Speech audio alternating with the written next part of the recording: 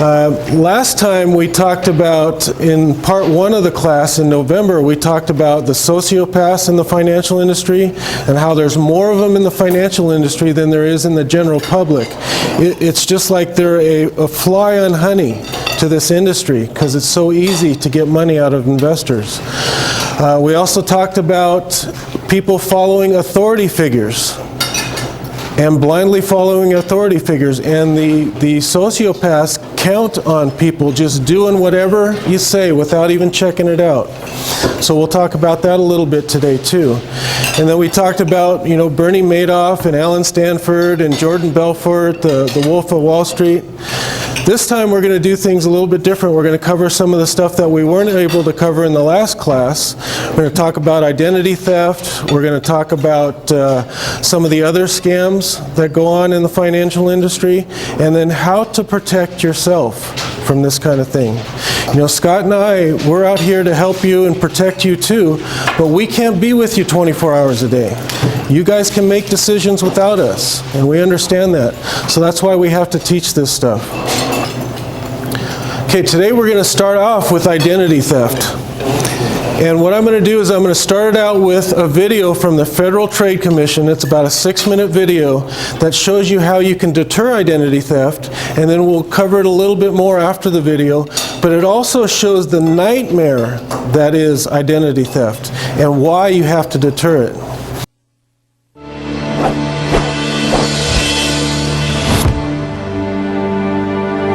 Somebody took it away from me in the blink of an eye. In less than a month, this woman destroyed what I had worked for 15 years. I mean, your credit score is basically all you have. I was mugged, they got my information. It can really negatively affect your life. Then they went off with the information and basically became me. I feel it's a loss of control that someone's out there pretending to be you and doing things in your name that can come back to haunt you. Somebody was using my name and all my personal data. They'd done it all. I just didn't even know where to start. They had a long record. It's a terrible feeling. Identity theft. It happens when your personal information is stolen and used without your knowledge. It's a serious crime that can cost you time and money, ruin your credit, and destroy your good name. When I was a victim of identity theft, my mail had been stolen. I was shopping at a grocery store and someone took my wallet. I think I made a purchase and they stole all my debit card information. My briefcase had been tampered with, and when I looked in it, I saw that my passport and my driver's license, which I had in there, had been taken. Identity theft happens when someone takes information about you and then uses it to commit fraud. Identity theft is very serious. We know that identity fraud in its various forms has affected 10 million people in any given year. And what that means in dollars is that it's a loss to businesses of about $50 billion. On top of that, victims of identity theft have spent $5 billion trying to undo this harm. Everyone needs to be conscious that identity theft is real.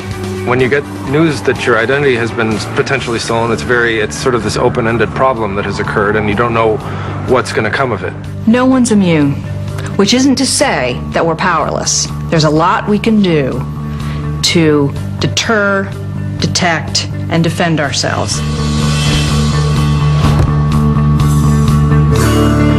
My identity was stolen when I was mugged. It is pretty traumatic, especially how it happened to me. They got my information and it happened. Then they went off with the information and basically became me when they went to charging items in stores. Identity thieves can only take advantage of you if you give them information or if they obtain information about you. So what you want to do is take steps to make it less likely that your information falls into the wrong hands. There are many ways that you can do that. And the first is to stop and look in your wallet. What are you carrying around? And if you lose your wallet, are you giving somebody else an opportunity to commit identity theft? So avoid carrying around any identification that has your social security number on it in your wallet, because that can be used very easily and efficiently by identity thieves. They could have your name, they could have your birth date, but if they don't have your social security number, they're not going to get very far. But all they really need is a social security number, and they can misspell your name and still get credit. The only place that social security card number should be is in your head and protected somewhere at home where you keep your other valuables. And if someone asks you to provide a social security number, ask them why they need it, how they're going to keep it, how they're going to safeguard it, because you don't want that number to fall into the wrong hands. I had an incident that I thought was a valid reason to give out information until they asked for my Social Security number. I went as far as the first 3 digits. I thought, gee, they don't need that. And then I hung up. This is a crime. You have to think when you're at home, protect your identity. Don't leave around your personal documents, your date of birth. Somebody could come into your home and have immediate access to that information. You also have to be careful about your trash. Now, a lot of people routinely receive things in the mail, maybe bank statements, credit card statements, or health insurance forms, and if they don't need them, they just throw them away in the trash. They shouldn't do that. Everyone should invest in a shredder. So before they dispose of these critical documents, you shred them. Identity thieves, don't worry about getting their hands dirty. They will go through your trash to retrieve these documents. They go where the information is. They'll steal your mail, they will steal your trash, they'll steal your wallet, and that's how they get information about you. Deter identity theft. Protect your Social Security number. Shred financial documents and paperwork with any personal information before you throw them out. Never give out personal information on the phone or internet unless you know who you are dealing with.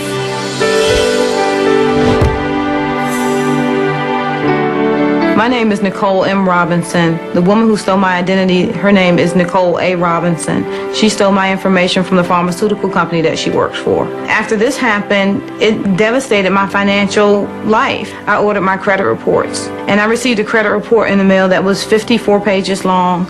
It had over 170 accounts, 140 of them were in collections. It had 42 different names and 65 different addresses on it. Not only was somebody else reaping the benefits of my good credit, I could no longer have access to my own good credit. And I cried. I cried every day for 3 months. On top of the financial and the time that people spend in resolving these issues, it's an emotional burden on victims. My life before the identity theft case was wonderful. In less than a month, this woman destroyed what I had worked for 15 years. She got my life. If an identity thief uses, for example, your Social Security number and applies for new credit in your name, as opposed to raiding an existing account, there may be no way for you to know about it unless you've checked your credit report and you see that a new account that you didn't even know about has been opened in your name. That's why it's very important to monitor your credit report regularly. Detect identity theft. Check your credit report at annualcreditreport.com. Federal law gives you the right to a free credit report every year from the 3 national consumer reporting companies. Review your financial accounts regularly. Look for charges you did not make. So you see what kind of nightmare it is. That poor girl cried every day for 3 months, and it probably took her a couple years to clear up her credit, just because somebody stole her identity. Experian Protect My ID survey said that 29% of adults carry their Social Security card or a copy of it in their wallet. That means chances are somebody in this room has their Social Security card in their wallet. If it's one of you, get it out tomorrow, okay? Yes, Mark? Well, I just mentioned to my wife, I don't have my Social Security card, I don't have Medicare card with the same number on it. Yeah, there you go. Get it out of there. Medicare card, exactly. Thanks for bringing that up. It's not worth the inconvenience to call somebody for your Social Security number, or to go to a locked file cabinet to get your Social Security number, or to get your kid's Social Security number. I've met people that have filled out applications and they pull out their wallet, unwrap a little piece of paper, have all the Social Security numbers on it, and I tell them, I don't think you should have that in your wallet. You need to come to our class. Okay? Don't do it. It's not worth it. So how do thieves get your information? This is from lifelock.com. This is just a credit reporting agency that you can subscribe to. I'm not endorsing them. There's plenty of good ones out there. They just have some good information on their website. But first, they steal your wallet. It can happen quickly. These thieves, they work in pairs at airports, hotels, all kinds of different areas to get your purse or your briefcase or your wallet. Instant access to information. Dumpster diving, they go right through your trash can. Change of address. They change your address and divert your mail. Now, we have some protections in our industry. If an address gets changed, a letter will get sent to the old address of record and to us. And if you didn't tell us that you were changing an address of record, our first call is going to be to you. So we do have some protections in this industry.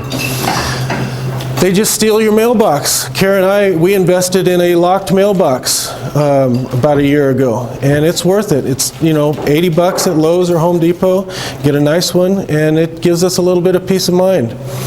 Shoulder surfing. Anywhere you fill out applications or enter in PIN numbers, you got to be careful. There's video cameras everywhere that they can spy on you with, or they know where in the application the Social Security number is. All they have to do is walk by, instantly memorize just a few numbers, and they do that all day long because they can sell Social Security numbers for like $25 a piece. Okay, it's pretty good living to be a thief. Keystroke logging and phishing. But keystroke logging is you get an email from a friend or even another email, and you click on this link, and all of a sudden it installs a program on your computer that logs everything that you type on your keyboard. They go back a few days later. This is all without your knowledge. They go back a few days later. They print out whatever you did for the last few days. They look for like chase.com and americanexpress.com and username and password, and then they go to town. So be careful of emails, even if they're from friends. You know, just make sure it's a viable link. Phishing, same thing. You know, I'll show you a couple examples that I got from phishing. This is emails that you get, and they try and get you to click on and give them information, your name, address, date of birth, Social Security number, and people fall for this every single day. I got this from Microsoft account team. Warning. Attempts have been made to access your email in a suspicious manner. Oh my gosh, I got to do something, right? So they want me to click on the email and give them information. Never pay attention to what it says in the subject right here. They can put anything they want to make it look official. Pay attention to the domain name. This one happens to come from @live.co.uk, so somewhere from the UK. You can't fake a domain name, okay? Here's another one from Microsoft. Looks pretty official. Unusual sign-in activity. We detected something unusual about recent continuous sign-in to your Microsoft account to help keep you safe. Click here, and then they ask for all kinds of information. No financial company will ask you for personal information in an email. Know that. Again, this one was Microsoft Security Center, but the domain name is hotmail.com. Microsoft is not going to have a Hotmail email address. Okay? But they can get very tricky. They can go off by one number. I got an American Express one that said americanexpress.com. I showed it in a previous class. These were just recent ones. ATM skimmers and handheld skimmers. They make these fancy machines, the skimmers, then they put them right over ATM machines. It's crazy. They do them at gas stations too. You have to be very careful. If something looks suspicious, don't use it. And then they put these little cameras in to get your PIN number. So wherever you enter a PIN number, always do it with two hands. Think from now on, PIN number, two hands. Shield it. Cameras are everywhere. Smishing, this is a new one because everybody's got cell phones now. Smishing, okay? Everybody gets texts, so now they're sending out these texts to people. Hey, security alert, or whatever it is. We need your information. And then you reply, and then they put a bug on your cell phone. Or they get information on your cell phone. And then this one's evil too, youth at risk. And I'm going to show you a video on it. Child identity theft. Children get Social Security numbers at younger and younger ages now because their grandparents and their parents want to start accounts for them, right? So they need the Social Security number. So what these thieves do is they know that nobody's going to check the credit on this youngster until they're age 18. So they got a free rein if they steal a young person's identity. It seems like the perfect crime. Steal a child's Social Security number, attach a new identity to it, and take in thousands of dollars in credit. And the child usually doesn't find out until it's too late when they turn 18. That's called a synthetic identity, and it accounts for 85% of the more than 16 million ID thefts in the U.S. each year. What the criminals are doing is they are actually taking your Social Security number, a different name, a different address, and creating a new account. That means someone going by the name of, say, John Doe could open a line of credit using one person's social security number, another's address, and would maybe fabricate a birth date, all without being detected. If I try to take your identity and use your exact information, it's a lot easier for you to find out that, hey, I've got a new credit card or I've got a new loan out. But when a fraudster crafts an identity out of thin air, there is no real person out there who's going to eventually catch the fraud and say, hey, this is my identity, stop using it. Criminals looking to create synthetic identities zero in on kids usually between ages 6 and 11. It probably is much more lucrative and attractive to criminals to use a child's social security number simply because they have a blank slate for credit. And children's social security numbers are out there, just like adults. You know, schools, sports leagues, there's all these forms, you know, doctors' offices, there's all these places where these organizations ask for your kid's social security number, and they really don't have a need for it. We had a case where a woman who worked for a medical clinic was selling the profiles of the children who came in. The thieves hawk the numbers on the online black market, peddling them for $25 a social security number or $150 for a social security number with an active credit card that you can use. And because these young victims don't typically run a credit report until they're applying for college loans or their first bank cards, all of a sudden you discover that someone's been using that social security number or their name or something like that for years. More alarming still, when children are victims, the thief is often a family member or guardian, particularly in foster homes. Whether my credit's now bad and therefore I can't get a loan or I can't get a job, they use the social security number of a minor they can find to essentially create a synthetic identity because it's there and they have access to it. The real hurt is felt by the financial institutions, who after hundreds of millions in damages have put some filters and safeguards in place. But at the end of the day, if they did everything possible, it would be very hard for you as a consumer to get credit. It's definitely a war. There is sophistication on both sides. It's the big fight. A fight that too often targets the people least able to defend themselves. Lindsay Borma, CBS News, Washington, D.C. So you have to protect your credit and you have to protect your kids' credit or the grandkids. Tell your children about their grandkids to protect them too, and I'll show you a couple of ways to do that. These are in your folder, so you don't need to write these down when I put them up on the screen, so you can reference them later on how to do a credit freeze. Everybody should have a freeze on their credit. The idea behind a credit freeze is you tell the credit bureaus, TransUnion, Experian, and Equifax, to freeze your credit, and nobody can run a credit report on you unless you release it to do it. Okay? It's very important because if a thief gets your social security number and goes into Best Buy and they want to buy a bunch of electronics and do a fake credit account, they can open up an account and they'll run a credit report and they'll walk right out the door with the equipment. If you have a credit freeze, it'll stop them in their tracks because the Best Buy salesmen say, well, we can't run a credit report on you, you have it frozen. Can you go home and release it? And the thief will go, yeah, fumble around, and then walk out and go on to the next easiest victim.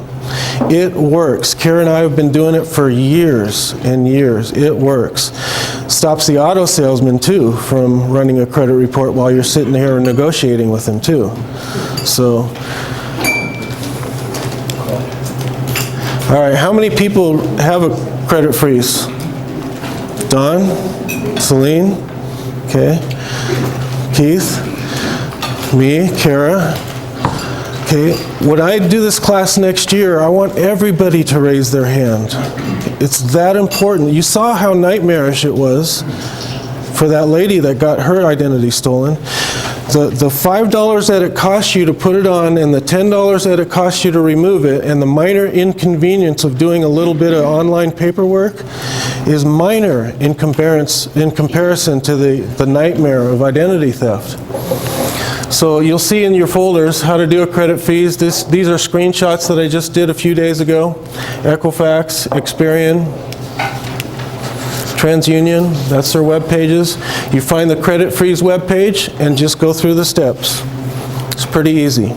$5 for each one of them? Costs you $5 for each one to put it on, and then whenever you want to remove it, you can remove it for just a few days if you want, a time period, or you can remove it for a specific person if you want. The other thing you need to do is check your credit at least once a year. People, the way thieves get away with it is they open up new credit accounts. And if you don't check your credit, you won't know about it. Now, if you have a credit freeze, no one can open up a new account, so that stops them alone. But the other reason you want to check your credit is there's errors that get on your credit report, lowers your FICO score, and of course they charge you higher interest if you have a lower FICO score. How many people check their credit at least once a year? Okay, a little bit more, that's good. You guys have the instructions in your folder too, but here's the reason why you need to check your credit. Right now to your credit, and a change that could give consumers a fighting chance when inaccurate information torpedoes their credit rating. A poor credit score can, of course, sink your chances of getting everything from a car to a home to a job. Fixing bad information can be a journey through a bureaucratic maze. But tonight, the biggest overhaul in a decade. NBC's Tom Costello explains. From car loans and credit card applications to rental agreements, home mortgages, and employee background checks, our credit scores impact our personal finances every day. But what if our credit report is wrong? It happened to Tom Tupper, whose credit score dropped nearly 50 points after his report stated he missed car payments on a car he'd already sold. They wouldn't tell me who I could call. They wouldn't give me an address I could write to. The only thing I could do is call in all day after day and talk to these frontline people who I think, really weren't trained to deal with this. It turns out 1 in 5 Americans has a mistake on a credit report from either Equifax, Experian, or TransUnion, most often the result of bad information, credit theft, or fraud. But getting a mistake removed can be very difficult. The credit reporting system in America that we're addressing today suffers from inaccuracy and often from outright injustice. Today, an agreement between the New York AG and the 3 major reporting agencies, requiring them to train employees to review consumers' claims and documents, to no longer include tickets or fines, and a new 6-month grace period before late medical bills are reported because insurance payments are often late. These new rules will allow you to more proactively manage your credit. Consumer advocates also recommend that all Americans check their credit scores at least once a year, on the lookout for any inaccuracies. Tom Costello, NBC News, Washington. And it's important to do so. Kara and I, we put it in the schedule. Every December, we check our credit. We run it. And it's just something we do every year, and you should do the same thing. We haven't had any errors for the last several years, but I don't know, 8-10 years ago, we had a collection from a phone company from a guy in Long Beach whose name we didn't even know. Lowered our FICO scores tremendously. And then we got it removed. They were pretty good about it. They got it removed. And then 2 years later, it showed up on another credit bureau. Same exact collection. Had to have that removed too. So it does happen. We know it happens. This is how to check your credit, and it's in your folder, so you can look at that later and get it for free. Another thing that we do every year, Kara and I, and we do it at the same time we do our credit report, is we copy everything in our wallet. You should do that. How many people copy everything in their wallet every year? Mario, Don, a few of you? Yeah, very good. John, what I do, I get 3 reports a year because every quarter I call each one of them up and I get a report. See, yeah, that's a good thing to do because that way you can go every few months instead of a whole year. That's a good thing to do, Mark. Absolutely. What we do is we get our color printer, right? We lay everything out of our wallet, we copy the front side, flip it over, copy the back side.